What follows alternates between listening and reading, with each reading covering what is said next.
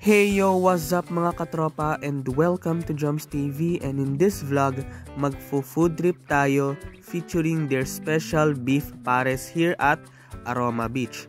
Pero bago muna yan, syempre habang naghihintay pahangin muna tayo saglit. Tingnan naman mga katropa, ito na ang ating kanin. So syempre hindi kompleto ang ating special beef pares pag walang kanin. And syempre mga katropa, makikita nyo, ito na ang ating star of the day or star of the meal, which is itong ating special beef pares.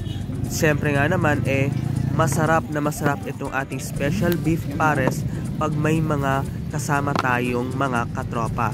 Gaya nito, diba? Pero bago muna yan, maglalagay muna tayo ng chili oil. Ayan. So syempre pampagana dito sa ating pares.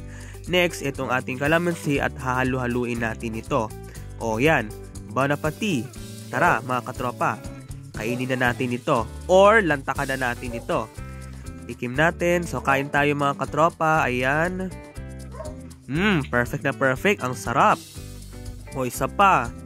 Tingnan nyo naman mga katropa, talagang napapasarap ang ating kain dito sa Aroma Beach. Siyempre nga naman itong kanilang special beef pares. Yan. Sige, isa pa. Kain mga katropa.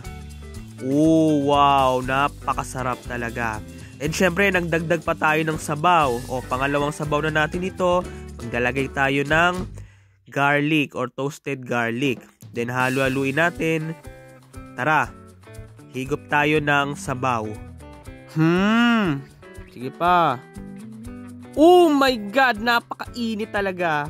Ayan mga katropa, katatapos lang natin kumain ng kanilang special na napakasarap na beef pares. Ayan. So talagang perfect na perfect itong ating food trip dito sa napakagandang Aroma Beach.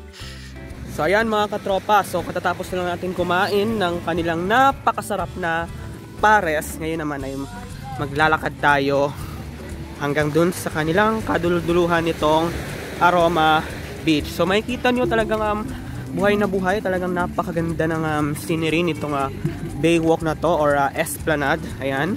And also marami ding mga restaurants along the highway ang makikita nyo dito. So talagang napakasarap ng ating food trip kanina lang.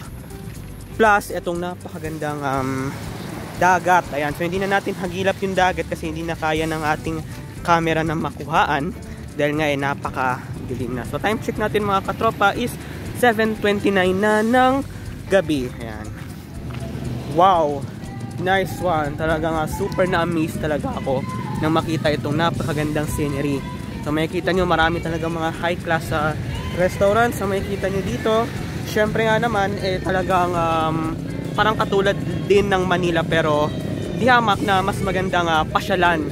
Ito lalong lalo na ng ating mga katropa. Ayan.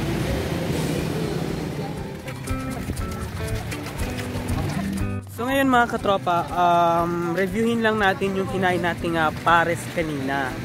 So overall, ang rate na ibibigay natin is 10 out of 10. Ayan. Why? Kasi unang-una talagang unlike dun sa ibang mga pares na nakagawi ang kainin dun sa Manila, dito kasi kakaiba yung kanyang lasa. So talagang I must say na hindi ka magsasawa lalo na dun sa timpla ng kanilang beef pares.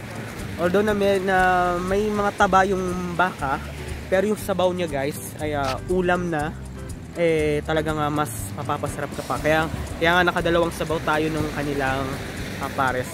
Syempre meron ding kanin para naman sa gayon ay talagang mas maging masarap ang ating food trip featuring yung kanilang napakasarap na pares. So overall, sabi ko nga 10 out of 10. Ayan.